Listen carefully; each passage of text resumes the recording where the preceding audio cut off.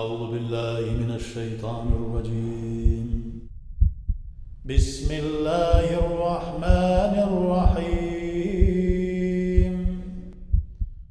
الحمد لله رب العالمين الصلاة والسلام على رسول الله محمد وعلى آله وصحبه أجمعين السلام عليكم ورحمة الله وبركاته Hayırlı günler. Allah subhanahu wa ta'ala hayırlı turmuşlar nasip etsin. İlk günlerimizge tanışlık, ailelerimizge bereket, tenlerimizge selametlik, gönlümüzge mağrifet salıp Allah subhanahu wa ta'ala'nın rıza bulgan suyuklu doğru kulları bulup bu dünya turmuşunu ötkererge nasip etsin. Allah Teala bizge buyurup وَمَا خَلَقْتُ الْجِنَّ وَالْاِنْسِ اِلَّا لِيَعْبُدُونَ Cinlerin de, insanların da, eden balaların da tek tomaldanına yaratmadım, bari tek üzüme gıybedet kılırga yarattım diye. Yani gıybedet degen söz kul bularak, özlerin kul ekenliklerini ko'rsatir üçün. G'ibadetlerinin, amel g'ibadetlerinin en ulusu da Allah subhanahu teala namaz deb belgirtdi. Yani namaz Allah subhanahu teala karşına kelib basıp Allah teala bilan bir muamele kılu revişinde. Peygamberimiz sallallahu aleyhi ve sellem bizge müracaat etip namaz mümin Müslümanın mi'racı dedi. Mi'rac demek Allah teala karşına çıkuu. İğraç kılı yani yukarıga köterilü Peygamberimiz sallallahu aleyhi ve sellem'e nişik Allah Teala karşına gelip basıp alın bilen qab qavsayni ev adna degen iki ok iki jeye arasındağı iki jeye arası gibi basıp durgan bolsa tetrenip Allah Teala karşında bizge de şulay koşa.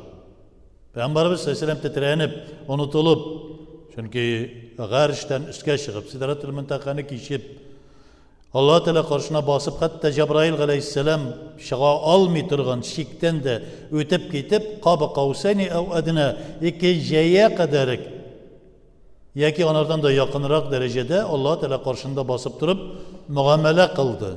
Allah Teala bilen bir söyleşu alıp bardı. Allah Teala onlara vazifalar yükledi. Vazifaları da en birincisi o vakitte senin ümmetine namaz dedi. 5 tapır namazları başka ümmetlerinin 50 kat okugan, gününe 50 tapır okugan namaz derecesinde deyip bilgirdi. Yani namazın şul kadarı yukarı ekenlikini bilgirdi. Mi'raj, men nişik burakka minip atlanıp Allah Teala karşına çıkıp, Allah Teala karşında çıkıp basıp şulay tetrenip, onda Allah Teala karşına gelip basqaç. Dünyada gerek mi, bir nersede gerek mi, malda gerek mi, nefiste bitti, bütün nerse bitti. Adam balası yalğız. Allah Teala var hem adam balası yalğız kaldı. Mi'rajda, Peygamberimiz sallallahu aleyhi ve sellem'le körüzde tutsak. Namaz adam balasının, mümin Müslümanın namaz. Mi'raj bulgaç demek ki Peygamberimiz sallallahu aleyhi ve sellem Allah Teala karşına nişik basıp durgan bolsa, biz de şulay tırışırga tiyişmiz. Sünnet deymiz. Peygamberimiz sallallahu aleyhi ve sellem'in sünnetin öterge tırışabız. Sünnet ne demek? Peygamberimiz sallallahu aleyhi ve sellem'in gıybedette bulsun, gamel gıybedette bulsun, Allah Teala karşısında Allah Teala bilen muamelede bulsun, durmuşta, gailede, kişiler bilen aralaşkanda nindi nerse işlegen bulsa, şunu bizge, yani sahabelerden sonra, sahabeler tarafından bizge yetkirildi, bu ondan bu onga, hem şunu öteviz sünnet. Peygamberimiz sallallahu aleyhi ve sellem namazdan işik durgan bulsa, biz de şulay. Allah Teala var hem bende var. Kul, başka bir nerse de yok. Vaylul lil musallin diye şuna göre Allah Teala Kur'an-ı Kerim'de aynı korkunç namazı koşularga, nindi kaygı hasretti. Nerseden çıkıp ayte? Namazların ellezinehum gan salatihim sahun. Namazların yalqavlanıp okuşular. Yalqavlanıp degen söz, yani minden gitkençe hocasına gitkençe degen kibikine. Başta türlü fikir, nerse nişegilekte şulay okuyayım, birinin cavaplılık yok, birinin tetrev yok, karşında Allah Teala'nı bastırıp tutu yok. Mine şu sahun, yalqavlık, korkmav. Adam balası bir katı batır bit ol. Şu kadar batır yürekli. Allah Teala'nın gazabından korkmuyor. Günah işlevşi kişiler turunda aytiler. Mesela şu kadar korkmuş ya Allah Teala'dan şu kadar batır yürekli bulurga gerek kimdir turunda gıybet söylerge. Allah Teala aytib tura, g'aybat сөйләшмәгез ди. Ник? Өзегезнең, якын туганыгызның, үлгәннән соң мәйтенең бер кисәген кисеп алып ашарга теләр идегезме ди. Шундый җирәнгеш, шундый ширкангыш иттереп күрсәттерә Алла Субханаһу Тәала адам баласы шул кадәр батыр йөрәкле иртәннән кичкә кадәр гайбәткә керешә. Намазда тетрәнеп, وَالَّذِينَ هُمْ فِي صَلَاتِهِمْ خَاشِعُونَ дип, намазыгызны хушугы белән үтәгез дип берничә аятта килә. Тетрәнеп, куркып укыгыз дип Алла Субханаһу Тәала мөрәҗәгатьтә, Коръәндә Алла Тәала мөрәҗәгатьтә шулай укыгыз, миңа якын булырсыз ди. Намаз, Пәйгамбәрбез сәлләлләһу алейһи ва сәлләм намаз ул мөмин мөселманның мигражы, мигражга чыгар дисә, ягъни сайлады дигән сүз бит инде. Ең югары дәрәҗәләргә күтәрде дигән сүз. Һәм шушыны үтәмәстән, шушыны үтәмәү кешенең батыр, бу кадәр батыр икәнлеген күрсәтә, тәмугытыннан курыкмаган батырлыгын күрсәтә. Алла Тәаләнең газабыннан курыкмаган булганлыгын күрсәтә. Башка кешеләргә тел тидерү, башка кешеләргә кул күтәрү, башка кешеләрнең малына, намусына тию. Шул кадәр батыр булырга кирәк. Алла Тәаләнең кушкан фарызларын, ваҗипларын үтәмичә, Пәйгамбәрбез сәлләлләһу сүннәтен үтәмәскә, ягъни жалкауланып үтәү, шул кадәр батырчылык. Кайберләре, ярый, Аллага шөкер, безне шушында китерде, без тырышабыз. Тешләрне кысып, кан җитеп тырышабыз, тырмашабыз. Алла Тәала риза булсын дип. Шушыны күрә турып, кешеләргә сөйли турып, әй кадерлем, Алла дип әйт, ла илаһа иллаллаһ дип әйт. Алла Тәаләдән куркырга кирәк. Зина кылма, арак эчмә, кешеләрнең әйберенә тимә. Булдырасаң кил, намазга бас. Алла Тәаләне зикергә кил, Пәйгамбәр сәлләмгә салаватка кил дип әйтеп торганда да, янда кем баргансың әле, кем әйләнеп кайткансың ди. Шул кадәр курыкмаучанлык кирәк, шул кадәр батыр йөрәкле булу кирәк.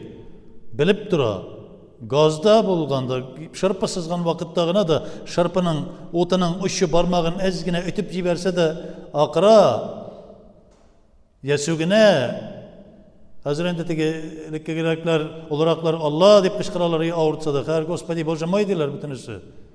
Кан килеп чыккандыр. Яки анда башкача теге ни белән, сүгенү сүзләре белән искә төшерәләр. Шушы авыртса да берәр кайгы хәзрәт килсә дә. Шул кадәр батыр булырга кирәк. Алла Тәаләнең газабы бик каты ди. Газабун алимун. Алим дигән сүз менә кисеп телгәләп, әрниткеч газап дигән сүзне аңлата. Валахум газабун алимун. Ни өчен? Бима кану якзибун. Алла Тәаләнең аятларын, Пәйгамбәрбез сәлләлләһу сүннәтен ялганга чыгарганга күрә. Ышанып бетмәнгә күрә. Ышаналар Алла Тәаләгә. Әгәр дә машинада барганда, әзрәк теге бузлавыкта китә башласа, яки дамбадан төшә башласа, бөтенесе Алланы искә төшерә. Яки куркыныч берәр нәрсә килеп чыкса, мунчага керде дә, авылда теге ут сүнде дә, нәрсәдер анда күлгә тамчы паттама башласа, тизрәк Алланы искә төшерә, шайтан керде дип. Ансында курка, бөтенесе күңелендә бар, курку бар. Ләкин инде әйтеп торган вакытта да, менә шушыны куша бит Алла Тәала. Хәерле булуны куша, тәртипле булуны куша. Алла Тәала намазга чакыра. Намазга килгән кешеләргә дә сәһүн булып укымагыз, ялкауланып укымагыз. Син һәм Алла Тәала, син бәндә, Алла синең хуҗаң. Азза ва җалла. Шушыны үтә, шушылай бул дип әйтә торып та, кайбер батыр йөрәклеләр бар, шул кадәр Алла Тәаләнең газабыннан, Пәйгамбәрбез сәлләлләһу йөз чирүеннән курыкмый торган бәндәләр бар. Без бит инде нәрсә генә эшләсәк тә, я Раббым, гафу ит дибез. Мөхәммәд сәлләлләһу хөрмәтенә, я Расулалла, син безгә бер шәфәгатьче бул дип сорыйбыз һәр вакытта да. Чөнки кемдер өчен сорарга тиеш. Алла Тәала вәгъдә итте Пәйгамбәрбез сәлләлләһүгә шәфәгать кылырсың диде. Үзеңнең өммәтең өчен. Хәтта барлык пәйгамбәрләр дә шәфәгать сорап киләчәкләр безнең пәйгамбәрбез Мөхәммәд Мустафа саллаллаһу алейхи ва сәлләмгә. Шуңа күрә без буны белергә тиешбез. Әгәр дә без намазлы икән, батырчылык күрсәтергә ярамый.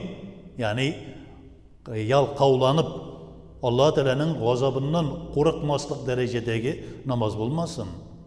Намазда дөнья, намазда мал, намазда бөтен нәрсә керә башласа, керә ул, кермичә булмый. lekin аны куырга кирәк. Бүген кудың, иртәгә кудың, берсе көнгә кудың, әкрен генә китә ул синнән. Китә. Китми дигән кеше димәк кумый ул. Димәк ләззәт таба. Намаз укыганда кирәкмәгән фикерләре белән ләззәтләнә ул. Икенчесе, батыр йөрәкләргә әйтәбез, намазга килергә теләмәгәннәр. Аннан кем әйләнеп кайткан, анда кем күргәндә әле, барманда тәмуг җәннәтне кем күргән дип батыр йөрәкләргә әйтәс килә, килергә кирәк. Аллаһ Субханаһу ва Тәала әйткән икән, Аллаһ Тәала хак, сүзе хак, Коръән хак, Мөхәммәд саллаллаһу алейһи ва саллям хак, дин ислам хак. Хакыйкать ул. Аннан соң үкенерлек булмасын. Шуңа күрә намазны укыйбыз икән, хәерлесе белән укыйбыз. Намаз укырга килеп җитмәгәнбез икән, киләбез, тырышабыз. Дөнья үтә дә китә.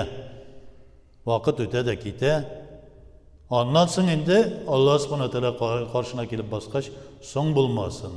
Аллаһ Тәала кушкан. Сез минем бәндәләрем булыгыз, мин сезнең хуҗагыз. Мин сезне ашатам, эчертәм, мин сезне киендерәм, дөньяда яшәтәм, дөньядагы бөтен гүзәллекне, бөтен матурлыкны бирәм. Сезгә көненә 5 тапкыр маңгайыгызны сәҗдәгә терәргә җирәнәсезме? Ялкауланасызмы? Алла дип әйтергә куркасызмы? Телегездән төшеп калырмы? Дип безгә мөрәҗәгать итте. Шуңа күрә Аллаһ Субханаһу ва Тәала күңелебездән үзен Аллаһ Тәаланы чыгартырмасын, Мөхәммәд саллаллаһу алейһи ва сәлләмнең сөннәтеннән аерттырмасын, әһле сөннәт вәл җәмәгатьнең юлыннан читтә тотмасын. Һәрберебезгә дә Аллаһның Я Раббым, синең риза булган, синең сөйекле тугры кулларың булып бу дөньяда яшәп, бу дөньядан иман белән үтеп китеп, шулай бергәләшеп Пәйгамбәрбез саллаллаһу алейһи ва сәлләм белән Җәннәтул Әгъләдә мәҗлестәш булып, синең йөзеңне, дидарыңны мәңгелекдә күреп хузурланып утыруыбызны насыйп әйлә. Раббана атина фид дөнья хасанатан ва фил ахирати хасанатан ва қина азабан нар. Аллаһ